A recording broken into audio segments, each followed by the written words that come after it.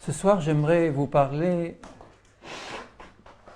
essayer avec la grâce de Dieu, parce que c'est tellement profond, tellement important, que j'ai besoin de toute la grâce du Seigneur pour pouvoir l'expliquer, et vous avez besoin de la grâce du Seigneur pour pouvoir l'entendre aussi.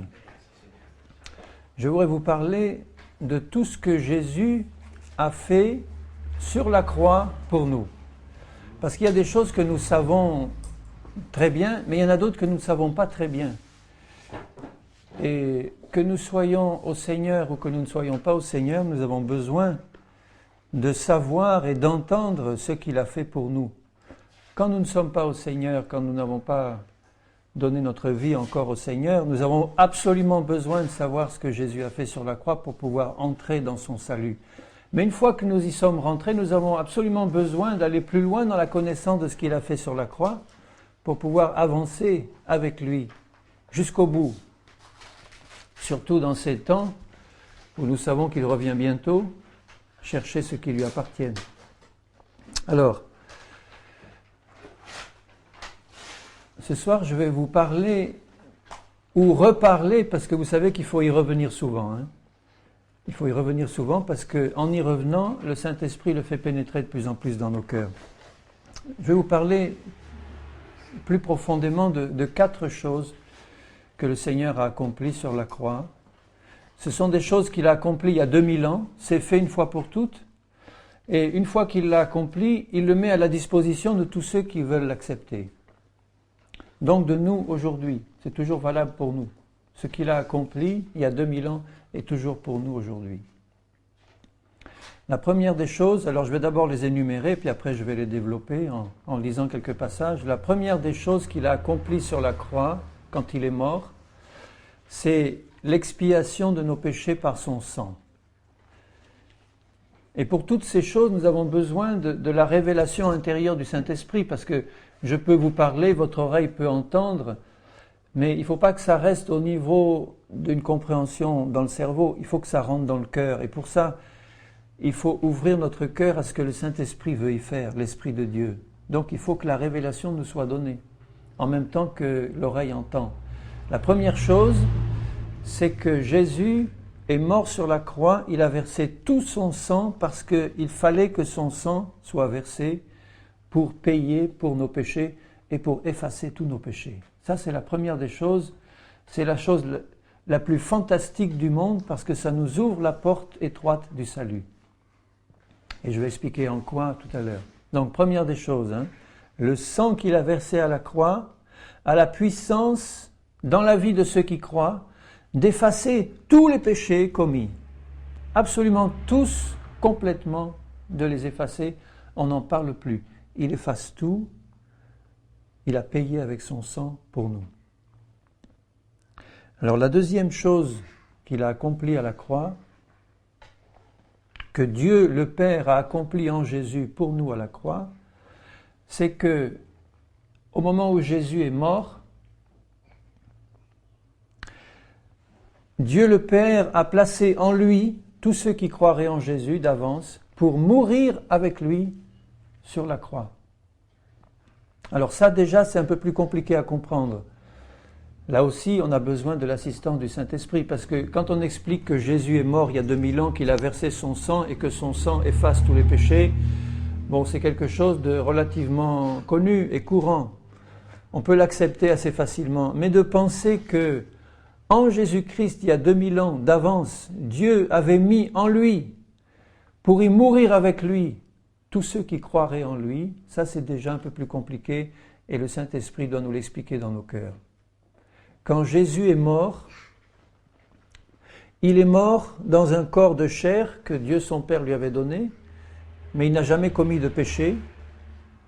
Et il est mort parce qu'il fallait non seulement qu'il verse son sang pour laver nos péchés, mais il fallait qu'il règle par sa mort le problème de notre nature de péché. Quand Adam et Ève ont péché, le péché est entré dans la vie des hommes et des femmes, et tous leurs descendants ont été placés sous l'esclavage et la malédiction du péché. Notre nature humaine, esprit, âme et corps, est complètement sous l'esclavage du péché. On ne peut pas, quand on ne connaît pas Jésus comme un sauveur, on ne peut pas résister au péché.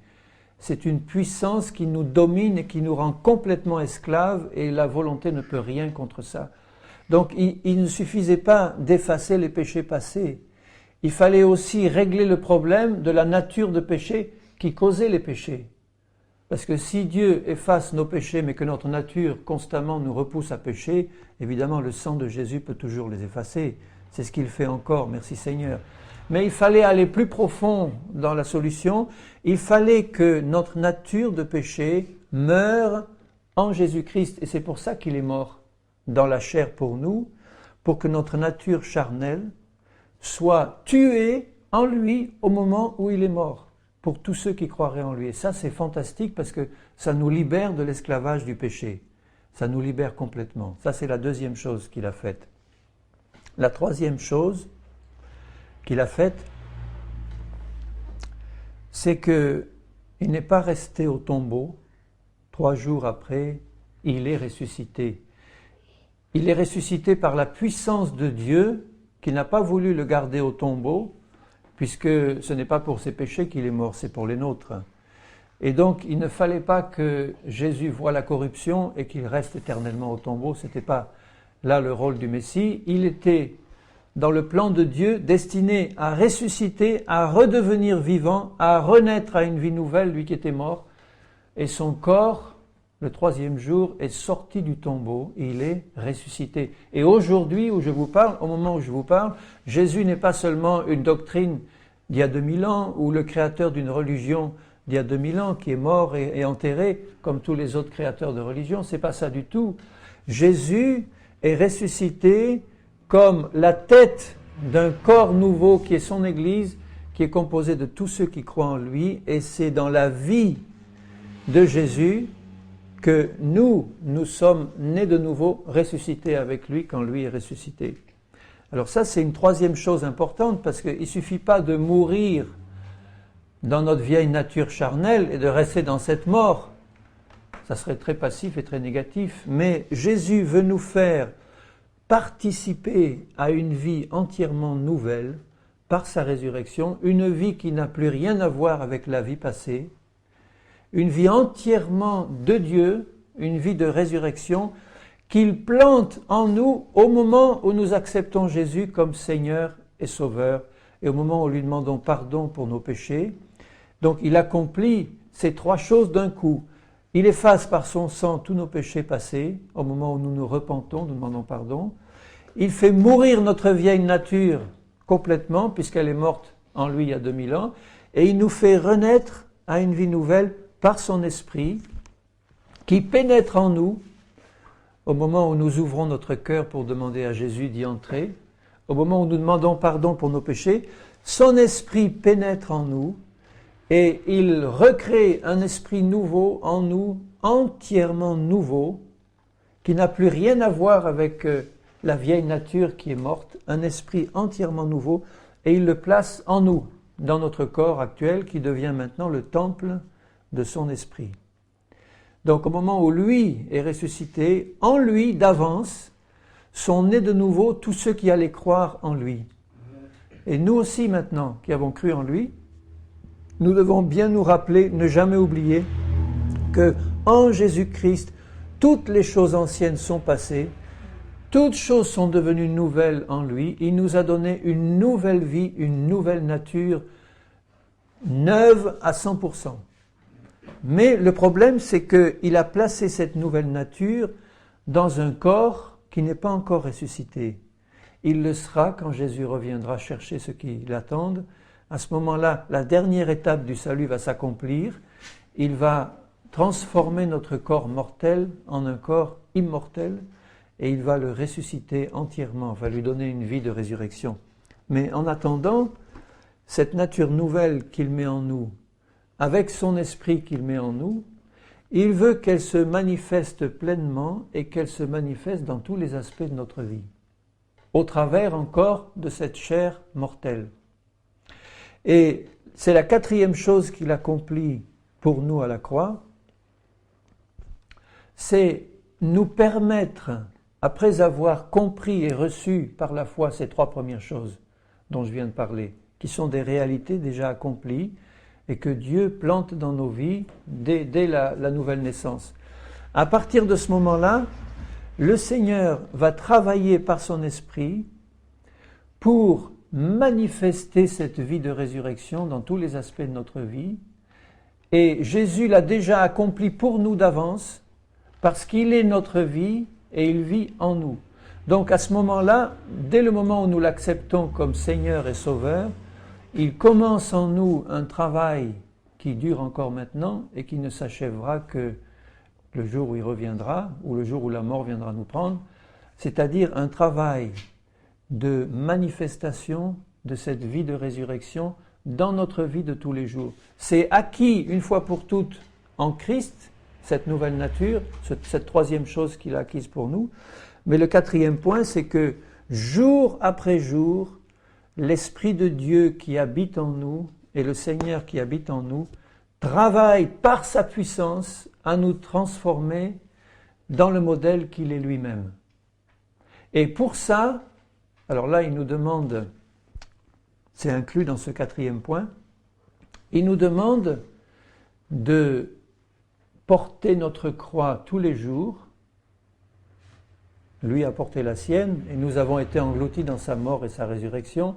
Mais dans ce travail de manifestation de sa nature divine en nous, il faut que cette chair qui a été crucifiée il y a 2000 ans soit mise à mort tous les jours dans tous ses aspects, parce que ça ne se fait pas, ça ne se manifeste pas instantanément. Vous comprenez bien ce que je veux dire ? Je vais réexpliquer ça parce que c'est un peu délicat à comprendre. C'est qu'il y a 2000 ans, Jésus-Christ a tout accompli. Donc déjà, spirituellement, en lui, nous sommes parfaits. En lui, nous sommes une nouvelle créature. En lui, nous sommes nés à une vie nouvelle. En lui, Dieu nous voit déjà parfaits. Mais ce qui compte pour le Seigneur, c'est pas que nous restions simplement sur le plan de cette compréhension spirituelle de ce que nous avons en lui, c'est qu'on le manifeste concrètement dans notre vie de tous les jours. Et ça ne se fait pas le jour de la conversion. Ce qui se fait le jour de la conversion, c'est une réception personnelle par l'Esprit de tout ce que Jésus a accompli pour nous. C'est déjà à nous complètement d'avance. Et à partir de là, le Seigneur, par sa puissance et par notre foi aussi, en son travail, il va faire un travail de mise à mort effective cette fois, concrète, dans notre vie de tous les jours, de tout ce qui n'est pas spirituel et de manifestation de tout ce qui est spirituel. Et là, c'est lui qui l'accomplit en nous. Ce n'est pas nos efforts personnels qui vont le faire, c'est pour ça que je le mets en 4e point. Ce qu'il a accompli il y a 2000 ans, il nous l'a acquis, c'est-à-dire cette transformation graduelle jusqu'à la perfection manifestée. C'est lui qui va le faire en nous, pourvu que nous restions attachés à lui et que nous croyions à sa parole. C'est exactement l'image du cep. Vous êtes en train de faire des vendanges, c'est exactement ça. Vous avez vu comment la grappe s'est formée, le sarment était attaché au cep et il n'a pas fait d'effort personnel pour produire du fruit. Il lui a suffi de rester attaché au cep et la vie qui est dans le cep s'est petit à petit manifestée en faisant grandir le fruit jusqu'au moment où on vient le récolter. Mais ça n'a pas été un travail du sarment. Le sarment, lui, son seul travail, si je peux dire, ça a été de rester accroché au cep. Et s'il y a la moindre blessure ou autre, il faut que ce soit réparé pour que la sève puisse bien couler dans le sarment et que jour après jour, le fruit se forme. Mais vous comprenez bien que c'est la vie du cep qui permet à ce fruit de se faire et que déjà d'avance, le vigneron, le viticulteur le sait très bien, à l'instant même où il voit les premières fleurs se faire sur le sarment, il sait déjà que si tout va bien, si les conditions restent bonnes, il sait déjà que la récolte est en cours. Ça va suivre son chemin, il sait que d'avance c'est fait. Il va veiller simplement à ce que les conditions soient bien remplies, que le sarment reste attaché au cep, mais aussi que certaines conditions naturelles soient remplies de protection, de lutte contre les maladies, etc. Ce sont des images spirituelles de ce que le Saint-Esprit fait en nous, pourvu que nous restions attachés à Jésus. Alors c'est merveilleux parce que quand nos yeux s'ouvrent à ce qu'il a fait, le Saint-Esprit veut nous faire comprendre que la vie avec Jésus, ce n'est pas une religion, ce n'est pas une nouvelle religion, ou ce n'est pas la meilleure des religions, ou ce n'est pas entrer dans une religion en disant bon tu vas te faire chrétien, donc à partir de ce moment-là, tu vas participer à des réunions, accepter certains commandements, faire certaines choses, ne plus faire certaines choses. C'est pas ça du tout. Ça, c'est la méthode des religions du monde. Mais avec le Seigneur Jésus, c'est une vie qu'on reçoit, un changement de nature qu'on reçoit de l'intérieur, une transformation que le Saint-Esprit fait dans nos cœurs, et c'est lui qui nous rend capables à ce moment-là d'obéir aux exigences du Seigneur et de manifester sa gloire. Mais c'est sa vie que nous recevons. Recevoir Jésus, c'est recevoir sa vie. C'est pas entrer en religion, c'est recevoir sa vie. Et c'est sa vie qui fait son œuvre en nous, qui nous change, qui nous donne la joie, la paix et tous les bienfaits du ciel.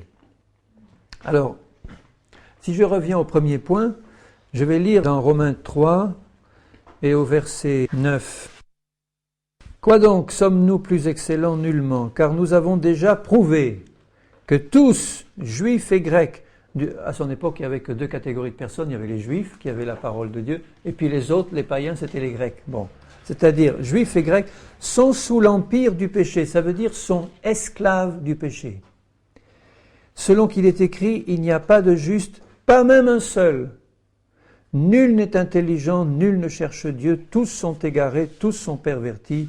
Il n'y en ait aucun qui fasse le bien, pas même un seul. Alors voyez de quoi nous rassurer quand nous nous voyons les uns les autres avec les yeux de Dieu. On n'a pas à se dire, toi tu es meilleur que moi, moi je suis moins bon que toi. Nous sommes tous complètement pervertis aux yeux de Dieu à cause du péché que nous avons hérité de nos ancêtres. Vous pouvez dire, oui, c'est pas ma faute.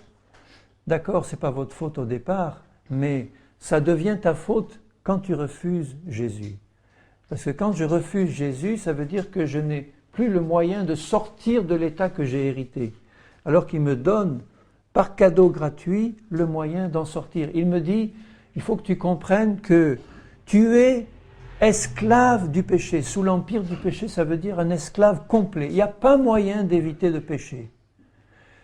Il n'y a que les hypocrites qui arrivent à donner le change, ou les religieux justement qui ont une façade mais qui n'ont pas leur cœur changé. Il n'y a que ceux-là qui peuvent essayer de donner le change, mais Dieu qui voit les cœurs, il nous voit tous au même niveau, c'est-à-dire pourris par le péché, et il nous aime. Mais il ne veut pas nous laisser dans cette situation. C'est pour ça qu'il a envoyé Jésus. Et il dit un peu plus loin, au verset 25, je vais lire à partir du verset 23, un peu plus bas. Car tous ont péché et sont privés de la gloire de Dieu. Le péché nous sépare de Dieu. Le péché nous empêche de comprendre et de voir même Dieu. Il nous sépare complètement de Dieu. Et Dieu qui nous aime veut rétablir ce contact entre lui et nous. C'est pour ça qu'il dit, tous ont péché et sont privés de la gloire de Dieu. Et ils sont gratuitement justifiés. Justifiés, ça veut dire rendus justes, pardonnés, lavés.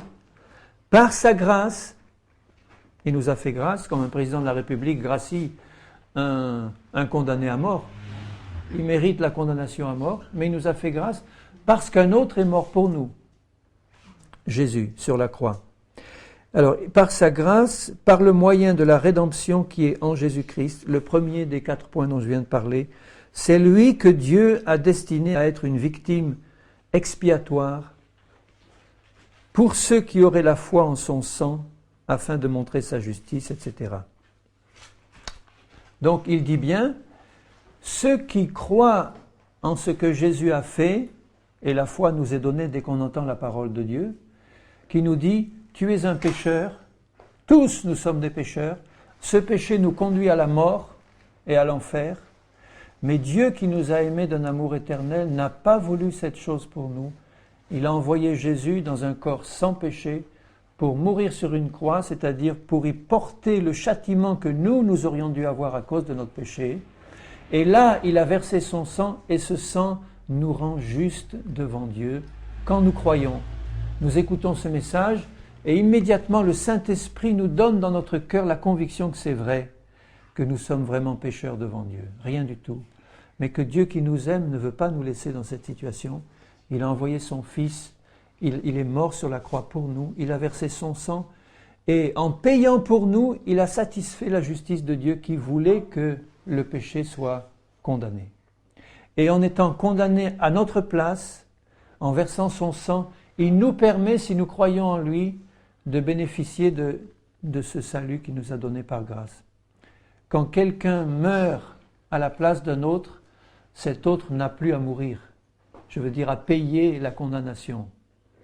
Il a simplement à accepter ce qu'un autre a accompli pour lui pour recevoir la libération. Et ça, c'est ce que Jésus a accompli pour nous. Et nous devons le recevoir par la foi. C'est pas par nos œuvres qu'on entre au ciel, c'est par la foi. Seigneur, je réalise que je ne suis rien du tout, un bon à rien devant toi, ou une bonne à rien, et que ce péché m'a amené à la mort, je ne te connais pas. Et après la mort physique, eh bien c'est l'enfer, c'est la condamnation. Mais Dieu qui est bon veut que tous les hommes soient sauvés. Et c'est pour ça qu'il nous met ce message de l'Évangile, Jésus est mort pour toi, il a versé son sang, ce sang a la puissance de te laver tous tes péchés et de te rendre juste devant Dieu. Sa justice est satisfaite. Maintenant, si vous tournez la page un peu plus loin, dans Romains 6, là, il parle à ceux qui ont accepté Jésus comme leur Seigneur, aux chrétiens donc, et il leur dit, maintenant vous allez comprendre une chose un peu plus grande, un peu plus profonde, vous chrétiens. Vous avez compris que le sang de Jésus efface vos péchés. Mais je vais vous expliquer une chose, et il leur dit au verset 3, chapitre 6, verset 3, « Ignorez-vous que, apparemment certains ne le savaient pas, ignorez-vous que nous tous qui avons été baptisés en Jésus-Christ, baptisé, ça veut dire plongé, immergé en lui. C'est dans sa mort que nous avons été baptisés. » Il veut dire simplement aux chrétiens, il va falloir que vous compreniez ça, c'est que quand Jésus-Christ est mort, vous avez été plongé dans sa mort. Et ce qui a été plongé dans sa mort, c'est toute votre vieille nature de péché. Elle a été engloutie dedans, dans la mort de Jésus, complètement, et au moment où il est mort, vous êtes mort avec lui. Non pas mort au sens vous allez aller en enfer, pas ça du tout, au contraire, c'est sa mort qui nous délivre de l'enfer. Mais il nous délivre de la puissance de la vieille nature qui a été engloutie dans la mort de Jésus. Nous avons été ensevelis avec lui par le baptême dans sa mort, afin que, comme Christ est ressuscité des morts par la gloire du Père, de même, nous aussi, nous marchions en nouveauté de vie. En effet, si nous sommes devenus une même plante avec lui par la conformité à sa mort, nous le serons aussi par la conformité à sa résurrection, sachant que, écoutez bien, sachant que notre vieil homme, notre vieille nature de péché a été crucifiée avec lui. Ça, c'est important de le savoir, puisque le fait de savoir que le sang de Jésus nous a lavés de nos péchés ne suffit pas dans le plan de Dieu. Ça suffit complètement pour nous donner le salut, mais ça ne suffit pas à régler le problème de notre vieille nature de péché. Là, il veut que nous sachions que notre vieille nature charnelle qui nous poussait constamment à pécher a été crucifiée avec lui pour que le corps du péché soit détruit. Le corps du péché, c'est-à-dire ce corps qui était esclave du péché, maintenant il est détruit. Et il prend l'exemple du maître et de l'esclave. Il prend l'exemple d'un homme qui est esclave d'un autre, qui est son maître. Si le maître est méchant, le péché est comparé à un maître. Et nous étions esclaves de ce maître-là. Le péché régnait dans nos membres et nous étions son esclave. Bon, pour être libéré de cet esclavage, en principe, en théorie, il y a deux solutions, s'enfuir ou mourir. On ne peut pas s'enfuir quand on est esclave du péché. L'image s'arrête là. Quand on est esclave du péché, parce que le péché habite en nous, on ne peut pas s'enfuir de quelque chose qu'on porte en nous. Donc la seule solution, c'est de passer par la mort et de comprendre et de croire que quand Jésus est mort, cette vieille nature de péché qui nous tenait esclaves, elle est morte avec lui. Pour que nous soyons libérés du péché, et il le dit au verset 7, celui qui est mort est libre du péché. Libre, complètement libre. Nous ne sommes plus esclaves. Ça veut dire que le maître qui s'appelle le péché, il est toujours vivant, lui. Il tourne toujours, il est là. Mais l'esclave est mort en Christ. Donc, le maître n'a plus de pouvoir sur cet esclave parce que l'esclave est mort. Le péché habite toujours dans le corps, mais l'esclave, lui, il est mort. Donc, le péché, le maître ne peut plus avoir d'autorité sur quelqu'un qui est mort. C'est terminé. On ne peut plus avoir autorité sur quelqu'un qui est mort. Si vous êtes esclave ou si vous êtes prisonnier à vie, eh bien, une fois que vous êtes mort, vous êtes en un sens libéré de tout esclavage. Seulement, ça ne s'arrête pas là. Il dit au verset 8, « Si nous sommes morts avec Christ, nous croyons aussi que nous vivrons aussi avec lui, sachant que Christ, ressuscité des morts, ne meurt plus. La mort n'a plus de pouvoir sur lui, il est ressuscité, donc il vit éternellement maintenant. Il est vivant aujourd'hui, il a reçu un corps de gloire, il est vivant aujourd'hui, il pourrait apparaître au milieu de nous dans son corps glorifié s'il le voulait. Il est là, à la droite du Père dans le ciel, attendant sa venue pour prendre son Église et l'emporter avec lui pour lui éviter l'apocalypse qui vient sur une terre rebelle. Mais il est toujours là, toujours vivant, et il vit dans nos cœurs par son esprit. La mort n'a plus de pouvoir sur lui. Il est mort, et c'est pour le péché qu'il est mort une fois pour toutes. Il est revenu à la vie, et c'est pour Dieu qu'il vit. Alors là, nous ayant fait comprendre ça par la révélation du Saint-Esprit, et au moment où vous écoutez ça, je prie dans mon cœur pour que cette révélation soit vraiment donnée au plus profond dans nos cœurs à tous, que ça a été accompli par Jésus, c'est une réalité qu'il a faite, qui est parfaitement accomplie, cette mort en lui et cette résurrection en lui, c'est parfaitement accompli et disponible maintenant pour tous ceux qui croient.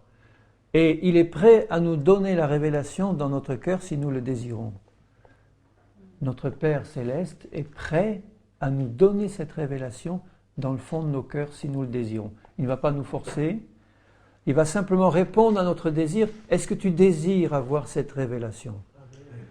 Du péché, de la mort où nous conduit le péché, mais aussi du salut en Jésus, du pardon des péchés par le sang de Jésus, de la mort de notre vieille nature en Jésus et de notre résurrection à une vie nouvelle.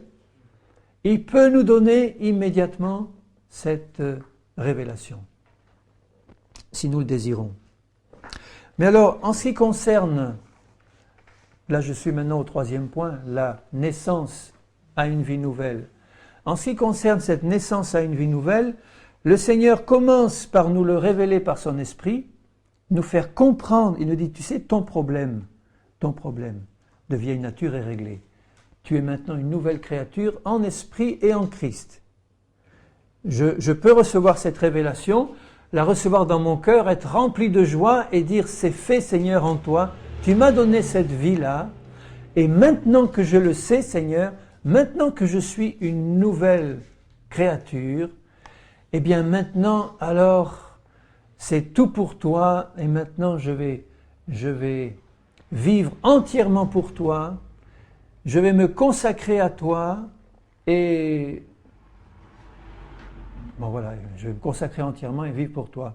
On commence comme ça si on est sincère. Alors on commence dès le début de notre vie chrétienne, ça a été notre cas à tous, et notre erreur à tous. On est tellement rempli de reconnaissance pour le Seigneur, quand on a eu cette révélation, et on est tellement attristé de voir autour de nous tant de gens qui l'ont pas. Quand on a reçu cette révélation, on voudrait la faire partager, on veut faire connaître Jésus aux autres, on veut faire plein de choses pour le Seigneur, pour le faire comprendre aux autres, pour le faire connaître aux autres. Et on commence par se lancer dans toutes sortes de choses faites pour le Seigneur, par amour pour lui. On veut témoigner, on veut raconter ce qu'on a fait, ce qu'il a fait en nous, etc. Et là commence souvent notre première erreur, c'est que comme on n'a pas encore pleinement manifesté toute cette nature sainte qui nous a donné la nouvelle nature, on commence par faire l'erreur de vouloir faire des choses pour lui, parce qu'on apprend sa parole, on voit ses exigences, on apprend ses commandements. Jésus nous dit par exemple, aimez-vous les uns les autres, pardonnez-vous. Donc on va recevoir ce commandement, on va dire dans notre cœur, c'est vrai Seigneur, tu as raison, tu me demandes d'aimer les autres, donc je vais les aimer. Et alors on commence à nous efforcer d'aimer les autres parce que Jésus nous le demande. Et là on se rend compte que ça ne marche pas vraiment à tous les coups. On s'efforce de faire quelque chose, mais dès que nous nous efforçons de faire quelque chose, on voit réapparaître cette nature de péché que pourtant nous avons reçu la révélation qu'elle était morte en lui. On a tous fait cette expérience, on a reçu la révélation que notre vieille nature est morte, que la nouvelle nous a été donnée, et puis on commence par faire des choses pour lui, et immédiatement on fait un faux pas, on trébuche, on bronche, on se met en colère, on a une réaction d'impatience, on a une réaction d'impureté, de méchanceté, puis on dit « Oh Seigneur, quand même, je ne devrais pas faire ça, pardonne-moi ». Le Seigneur nous pardonne, on prend une bonne résolution, on dit « Seigneur, maintenant c'est fini, je ne recommencerai plus parce que je connais ta parole, je sais que tu me demandes d'aimer mes frères et mes sœurs, alors maintenant c'est fini, s'il y en a un qui me parle de travers, Seigneur, tu peux être sûr de moi, je ne vais jamais plus me mettre en colère, je veux manifester ton amour et ça va être le cas. » Et puis un quart d'heure après, malheureusement, on recommence. Ou le lendemain, on réussit à ne pas se mettre en colère la première fois, et puis à la 7e fois que la même personne, dans la même journée, nous fait la même chose, alors là, la 7e, on craque et on dit « Seigneur, non ». Et on voit réapparaître cette nature charnelle, et ça nous frustre parce qu'on sait qu'on fait mal, on est honnête avec le Seigneur. Et c'est cette expérience dont il parle dans Romains 7, quand il dit, je vais relire dans Romains 7, il y a un deuxième degré de libération, pas seulement réalisé par la foi qu'il m'a donné une nouvelle nature qui habite en moi par la foi, et que si je crois, je le verrai se manifester, c'est sûr. Mais il me donne une révélation encore un peu plus grande. Il me dit au chapitre 7, « Ignorez-vous, frères, car je parle à des gens qui connaissent la loi. » Il parle de la loi de Dieu. « Que la loi exerce son pouvoir sur l'homme aussi longtemps qu'il vit. Ainsi, une femme mariée est liée par la loi à son mari tant qu'il est vivant. Si le mari meurt, elle est dégagée de la loi qui l'a liée à son mari. » Ça, c'est la loi de Dieu. En passant, je le dis, quand tu es marié, c'est pour la vie. Il n'y a que la mort qui peut séparer un couple. Mais là, il prend l'image de cette association mari-femme pour nous montrer comment le Seigneur veut nous dégager de toute loi, au sens où il l'entend lui. Et je dis au verset 3, « Si donc, du vivant de son mari, elle devient la femme d'un autre homme, elle sera appelée adultère. Mais si le mari meurt, elle est libérée de la loi de sorte qu'elle n'est pas adultère en devenant la femme d'un autre. » Il prend l'exemple d'un mari et d'une femme qui sont mariés pour la vie. Et ce mari est un mari très exigeant. La loi de Dieu, c'est très exigeant. On ne peut pas faire mieux. La loi de Dieu est parfaite. Ce sont tous les commandements que Dieu nous demande d'appliquer dans nos vies, qu'il appelle la loi. Et cette femme qui est mariée à ce mari, elle est liée à lui tant que tous les deux sont vivants. Elle ne peut en être libérée de cette loi, de ce carcan de la loi, de ce mari exigeant qui est tout le temps en train de lui donner des commandements et lui dire ça va pas, ça il faudrait que tu t'améliores, là, ça serait quand même, c'est difficile d'avoir un mari comme ça. Là je parle à des épouses qui ont des maris très exigeants, qui sont toujours en train de regarder la petite bête, en train de montrer le doigt sur ce qui ne va pas, en train de dire tu devrais t'améliorer, tu devrais te perfectionner, là ça ne va pas. Et on ne peut rien dire parce que lui est parfait. Il est parfait, on ne peut rien trouver de mal à la loi de Dieu, elle est parfaite. Mais on est là et ça ne va pas, on voudrait bien faire, on n'y arrive pas, et puis on est là sous un esprit de condamnation permanent. Parce qu'on veut essayer de bien faire et on n'y arrive pas. Et cette femme, elle est malheureuse. Et il dit, elle est libérée si le mari meurt.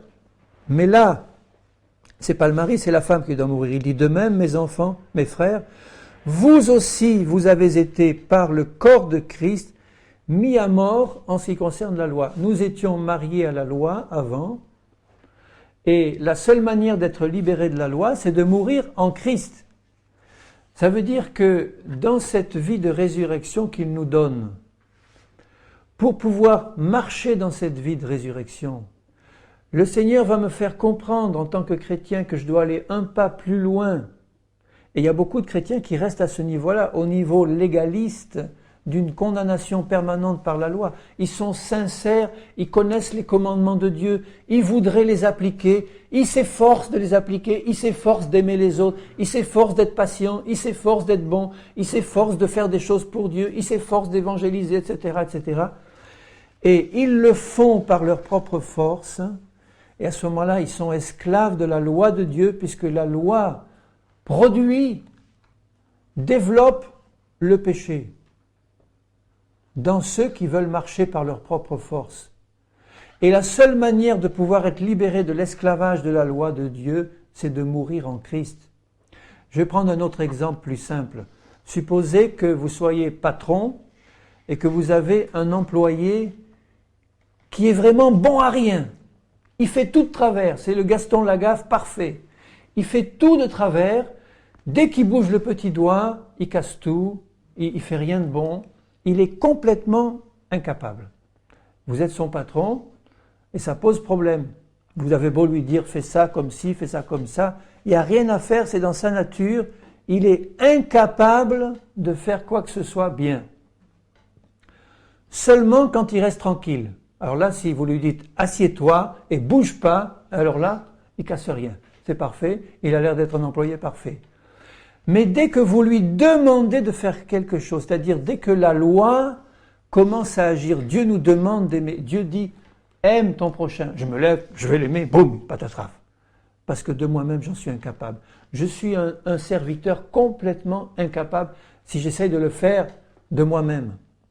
Alors les commandements de Dieu, c'est comme un patron qui est parfait, qui nous donne de bonnes règles, mais nous sommes comme des serviteurs incapables, et dès que nous essayons de nous lever pour obéir à sa loi, par nos propres bonnes résolutions, patatras, on n'y arrive pas. Alors, il nous libère de cet esclavage de la loi par la mort de Jésus, et il nous fait comprendre, il nous dit, tu vois, tu as compris une chose, que tu es mort et ressuscité en Jésus, mais à partir du moment où tu as compris ça, je vais te faire comprendre quelque chose de plus profond encore, c'est qu'il faut que ce soit la vie de Jésus qui s'exprime en toi pour te faire tout ce que je te demande. C'est par Jésus, on a chanté tout à l'heure, ô Seigneur, tu me donnes la vie, la paix, l'amour, et tout ce que nous faisons, c'est toi qui l'accomplis pour nous ou en nous. C'est Paul qui dira, c'est Christ qui vit en moi, c'est Jésus même qui dira, je ne fais rien de moi-même, mais je fais par la vie pleine, divine qui était en lui, tout ce que son Père lui demandait. Il le faisait non pas parce qu'il se forçait à le faire, mais il le faisait parce qu'il laissait en lui cette vie divine, celle de son Père, la vie du Saint-Esprit, s'exprimer pleinement. Et lui, la seule chose qu'il faisait, c'est d'accepter de laisser sa volonté propre de côté, parce que Jésus avait aussi une volonté personnelle. Il a une personnalité différente de celle du Père, bien que ce soit le même Dieu. Il dit, non pas ma volonté, Père, mais la tienne. Donc, Il avait une volonté personnelle, mais il a choisi de la mettre de côté pour laisser la volonté du Père se faire en lui par la puissance de l'Esprit qu'il habitait pleinement. Ça n'a pas été un effort de volonté dans la vie de Jésus. Il a simplement mis sa volonté au service de son Père et la vie divine qui était en lui s'est écoulée au travers de lui. Alors il veut nous faire comprendre, et ça c'est notre pierre d'achoppement à nous quand nous voulons bien faire des choses pour Jésus, quand nous sommes sincères, que nous voulons marcher avec lui. On va faire des efforts pour lui plaire et on fait des efforts et à chaque fois on chute, à chaque fois on tombe, on prend des résolutions. Seigneur, je ne pécherai plus, je vais faire des efforts et je pêche et je pêche. Quand vous voyez le tableau que Paul lit dans Romains 7, c'est un tableau qui n'est pas très agréable, puisqu'il dit au verset 14, « Nous savons que la loi est spirituelle, mais moi je suis charnel, vendu au péché dans ma nature charnelle. » Et vous savez, le propre de la nature charnelle, c'est de se manifester immédiatement quand on lui laisse la possibilité. Dès que nous voulons faire des choses par nous-mêmes, c'est notre nature charnelle qui s'exprime. Dès que nous voulons faire quelque chose par nous-mêmes, même si nous voulons le faire pour Dieu, c'est notre nature charnelle qui s'exprime, et là, c'est la catastrophe. Parce que notre nature charnelle ne peut pas obéir à Dieu, elle ne le peut même pas. Il faut qu'elle soit mise complètement de côté. Et c'est là que le quatrième point vient, puisque tout se fait par la foi. Je comprends que Dieu m'a libéré de la loi du péché, qui m'a libéré de l'esclavage à ce corps de péché, par sa mort et sa résurrection. Maintenant, je comprends qu'il me libère de tout effort personnel pour le servir. Ça, c'est le plus pénible à comprendre, je crois, pour des chrétiens. Parce qu'il y a des chrétiens qui restent enfoncés là-dedans toute leur vie. Parce qu'ils aiment le Seigneur et parce qu'on leur enseigne la parole, alors bien, tous les commandements en disant, bon, il va falloir que tu fasses ça, et puis maintenant ça, et il ne faut plus que tu mettes de jupe ou de robe ou de pantalon, je ne sais pas, il faut que tu mettes un voile, ou il faut que tu fasses ci, ou que tu ne fasses pas ça, il faut que tu payes ta dîme. Alors tout ça, oh Seigneur, je veux te servir, moi je le reçois, et je veux le mettre en pratique, mais on le fait par un effort de volonté personnelle qui vient à ce moment-là de notre volonté et de la chair, de l'âme charnelle, anima, et qui n'est pas un fruit de la vie du Saint-Esprit en nous, un fruit naturel de ma communion avec Jésus. Parce que quand on est en communion avec Jésus, qu'on a compris ces choses et qu'on laisse la vie de Jésus s'exprimer, il va nous faire mettre le voile, il va nous faire habiller d'une certaine façon, il va nous faire parler d'une certaine façon, il va nous rendre polis, aimables et gentils, mais ça va être un fruit naturel qui va venir du fait que la croissance va se faire en Dieu et la manifestation du Saint-Esprit va se faire de plus en plus grande dans tous les domaines de ma vie. Et c'est Christ qui va le faire en moi si je le laisse faire. Si je me mets devant lui en disant « Seigneur, j'ai compris que mes efforts personnels, même mes bons efforts pour te servir et faire du bien, pour toi, c'est de la pourriture, excusez-moi du terme, mais c'est ça. Dieu n'en veut pas de ce qui vient de nous. Il veut que nous recevions de lui tout ce dont nous avons besoin pour que lui vive au travers de nous. Il nous demande simplement de croire en sa présence en nous et à la puissance de son esprit, de lui offrir nos membres, nos corps, comme un sacrifice vivant, pour que lui prenne le relais et que lui s'exprime au travers de nous. Ça ne veut pas dire que nous allons devenir des pantins et des marionnettes entre ses mains. Dieu aura toujours besoin de notre accord, de notre décision de consécration personnelle, de notre foi en son action et en sa parole. C'est la parole de Dieu qui va nous guider constamment dans ce travail de manifestation de la vie de Christ. Ce quatrième point qui consiste à voir jour après jour dans nos vies la perfection de Christ se manifester.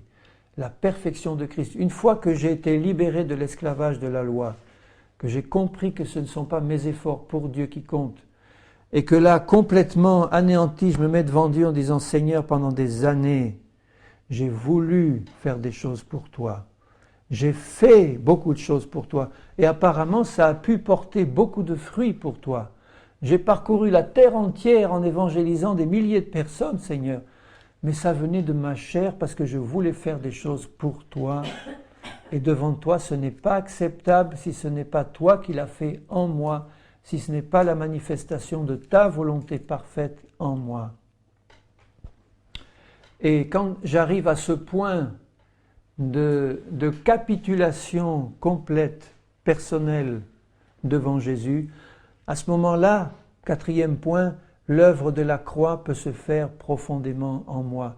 Et c'est la dernière des œuvres de la croix de Jésus, c'est de me faire comprendre alors complètement à quel point le Seigneur veut que lui se manifeste en moi et que ce soit plus moi qui le fasse pour lui.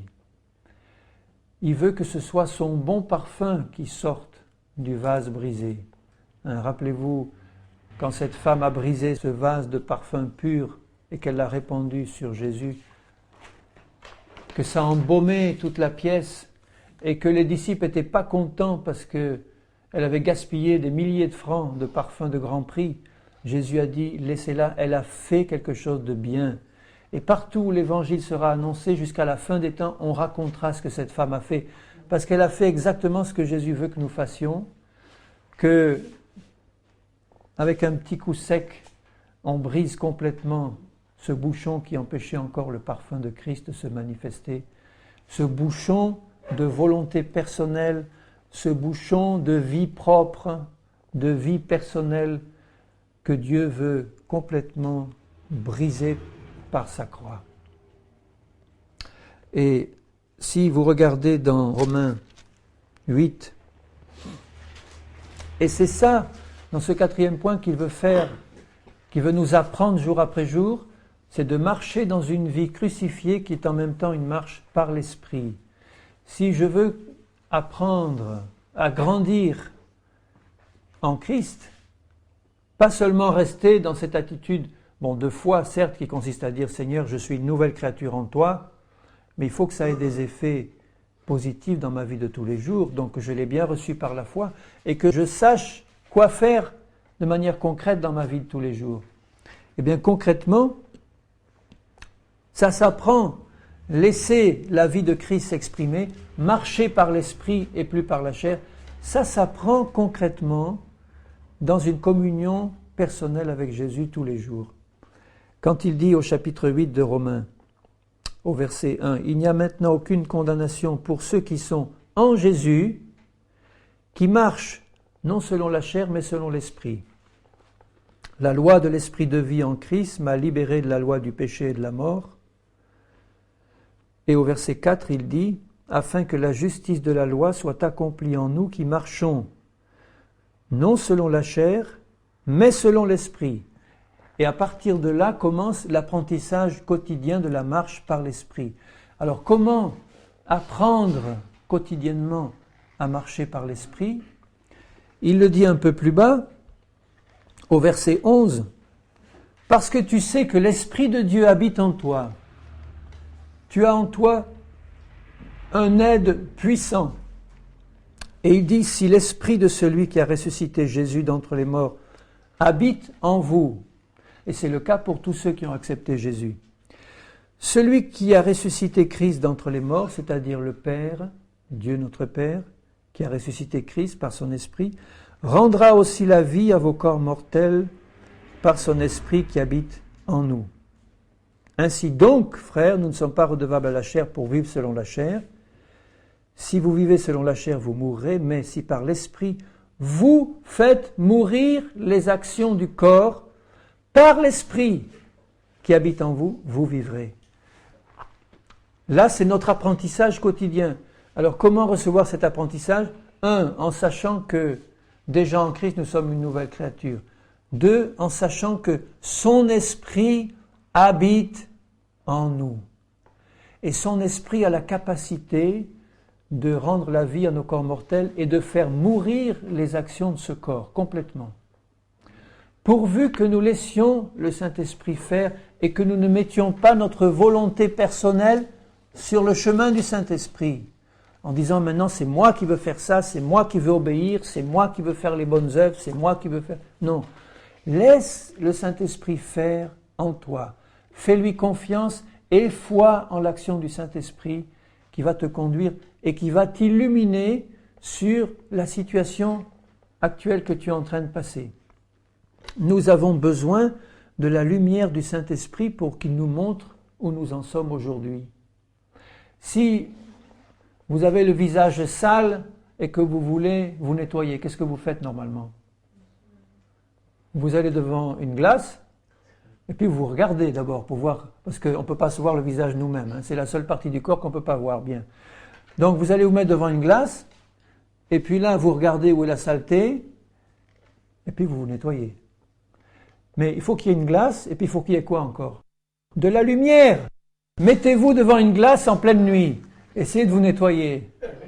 Ça va pas marcher. Vous aurez beau avoir tout le savon du monde et la meilleure glace du monde. Si vous êtes dans le noir, vous n'allez pas vous nettoyer. Dieu est lumière. Dieu est lumière. Donc, la solution de mes problèmes pratiques de tous les jours, ça ne va pas consister, comme font les psychologues, à aller m'examiner, aller remonter dans mon passé, aller faire de la cure d'âme chrétienne, des machins comme ça. Ça vient de la chair. Ce qui est chair, ça ne peut pas faire naître l'esprit. Ce qui est esprit. Jésus dit, tout ce que tu reçois de la chair, ça va produire la pourriture. Donc si tu veux voir l'état où tu es aujourd'hui, tu vas te mettre devant le miroir de la parole de Dieu, la Bible est comparée à un miroir, et tu vas te laisser éclairer par la lumière du Saint-Esprit. Il faut les deux. Le miroir de la parole, et en me voyant là-dedans, je vais me voir tel que je suis, et la lumière de Dieu, la lumière du Saint-Esprit. Et là, avec les deux, je verrai l'état où je suis aujourd'hui. Et à ce moment-là, je vais faire mourir les actions du corps, mais parce que Dieu m'a montré dans sa parole, parce que Dieu m'a donné la lumière de son esprit, à ce moment-là, je vais dire, Seigneur, je reconnais que je suis sale, lave-moi dans ton sang, je t'en demande pardon. Je me vois maintenant dans le miroir et à la lumière de ta parole. J'ai compris, Seigneur, que ça n'allait pas. Maintenant, Seigneur, agis en moi pour me transformer comme tu le veux. Agis en moi. Je vois clair, Seigneur, maintenant. Je vois clair. Et là, ça s'appelle marcher jour après jour par l'Esprit dans la lumière du Seigneur. Et le Seigneur va nous montrer jour après jour ce qui est spirituel dans ma vie présente et ce qui est charnel. Ce qui est encore charnel. Il va me montrer. Et comme il n'aime pas ce qui est charnel, dans mon service chrétien, dans mon ministère chrétien et tout, s'il y a quelque chose de charnel, le Seigneur veut l'enlever. Il va quelquefois me faire passer par des expériences bien douloureuses pour que je comprenne que j'ai à lâcher toute volonté propre, personnelle et charnelle, même de le servir. Il faut que je lâche. C'est pour ça que tant de chrétiens ont dû passer par des épreuves difficiles où quelquefois ils ont eu l'impression d'être complètement abandonnés, mis de côté par Dieu, parce qu'il fallait que dans cette situation-là, ils lâchent leur volonté personnelle. Ils laissent tomber les dernières racines de volonté personnelle qu'ils avaient en eux pour que la croix de Jésus vienne tuer ces dernières racines de volonté personnelle. Quand je dis volonté personnelle, ça veut dire désir d'en faire à ma tête, à moi, comme moi je le voudrais. Hein. Dieu ne veut pas tuer notre volonté, il veut tuer notre volonté personnelle. Il veut que notre volonté soit mise à son service, mais il ne veut pas que ce soit notre volonté qui dirige notre vie. C'est la sienne. Donc il va me montrer chaque fois tous les endroits où ma vie est encore dirigée par ma volonté personnelle. Il va faire la lumière, il va me dire maintenant, la solution c'est que tu comprennes que ma croix, dit Jésus, est passée par là. Et toi maintenant tu vas te charger de ta croix, c'est-à-dire que tu vas apporter ta volonté personnelle pour qu'elle soit remplacée par ma volonté. C'est ça ma croix. Tu vas accepter de renoncer à ce qui te coûte actuellement tant que tu veux garder pour toi. Vous vous rappelez la parabole où Jésus a dit à un homme qui avait respecté toute la loi de Dieu, il lui dit, toi il te manque une chose. Il était riche à millions, à milliards peut-être cet homme. Jésus lui dit, toi il te manque une chose, tout ce que tu as, vends-le et donne-le aux pauvres et suis-moi. C'était son problème à celui-là. Il respectait toute la parole, mais il avait encore une idole dans son cœur qui l'empêchait d'être un disciple de Jésus et de recevoir vraiment la vie du Seigneur, la vie, son salut. Et là, à la lumière du Saint-Esprit et de la parole, il va nous montrer tous les points où nous sommes encore attachés pour faire notre volonté personnelle. Et nous allons lâcher, si nous aimons le Seigneur, bien sûr, nous allons lâcher, point après point, jusqu'à ce qu'il reste plus rien.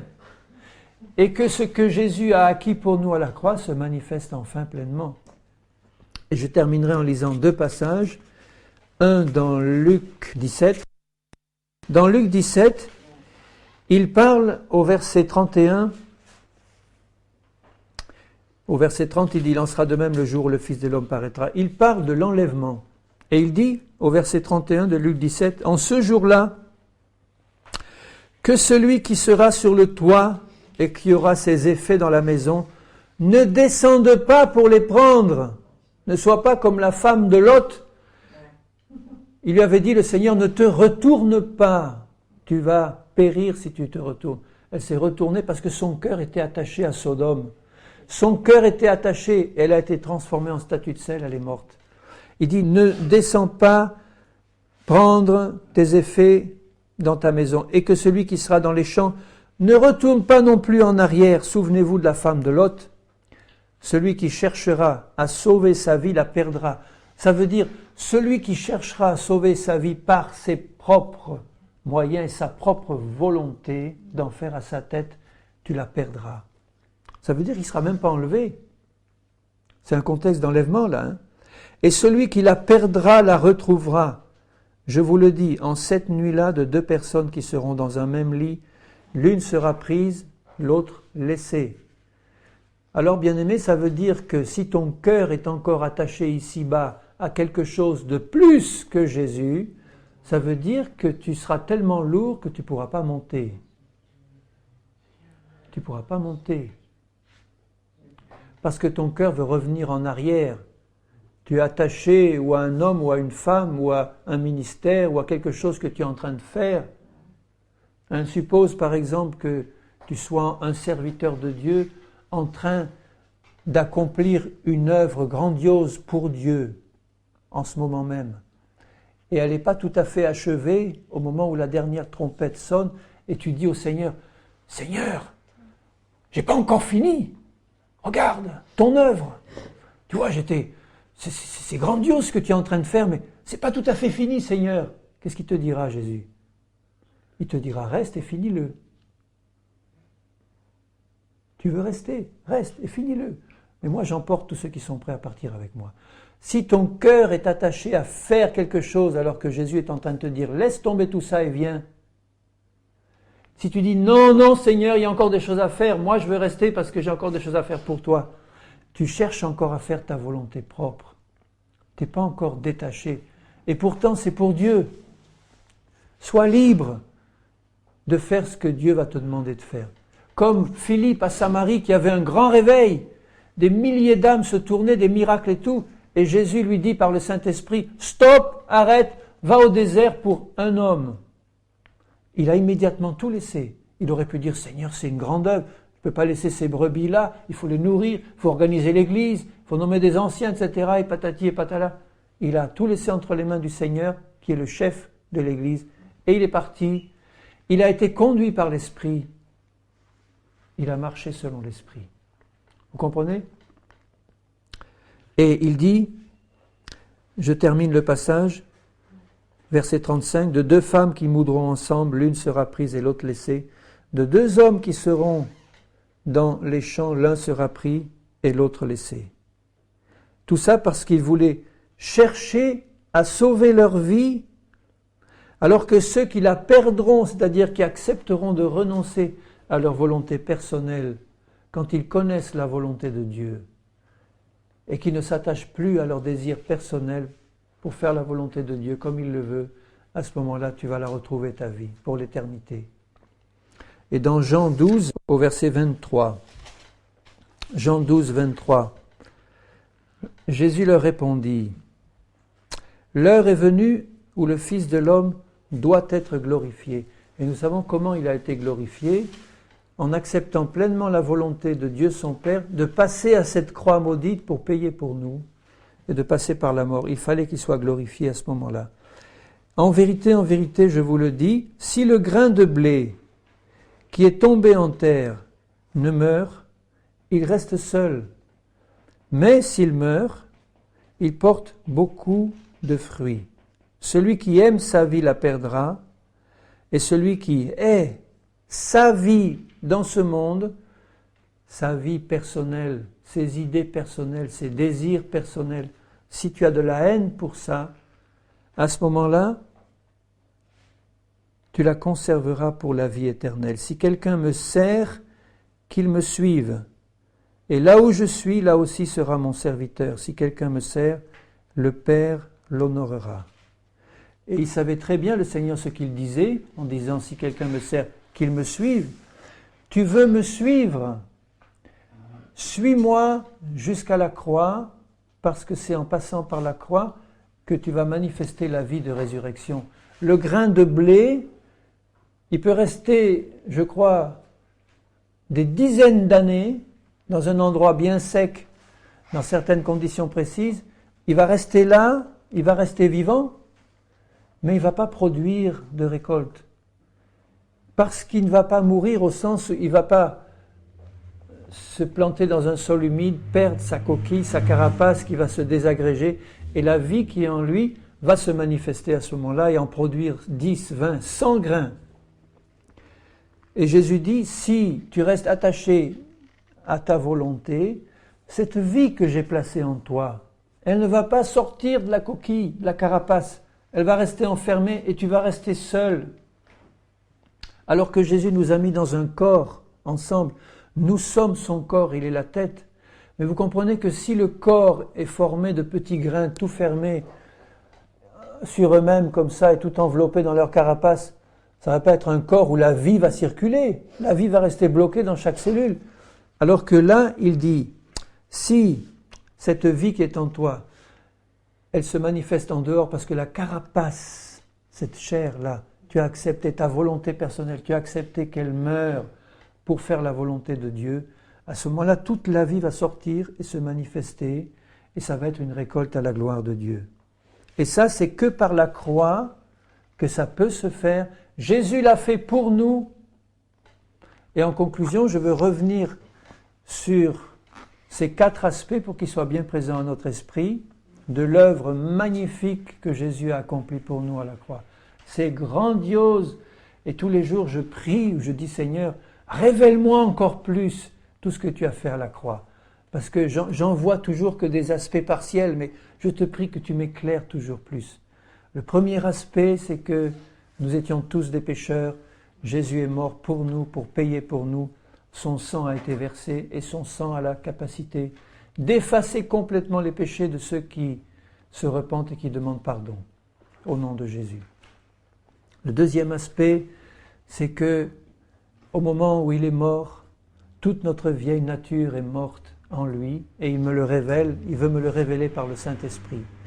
Le troisième aspect, c'est que au moment où il est ressuscité, nous qui croyons en lui, nous sommes ressuscités avec lui à une vie nouvelle qui est entièrement libérée de l'esclavage du péché, de ce corps de mort et de la loi de Dieu qui ne peut plus être respectée maintenant par nos efforts personnels, mais que Dieu va nous faire respecter par son esprit qui habite en nous, et son esprit va nous conduire à l'obéissance naturelle de la loi.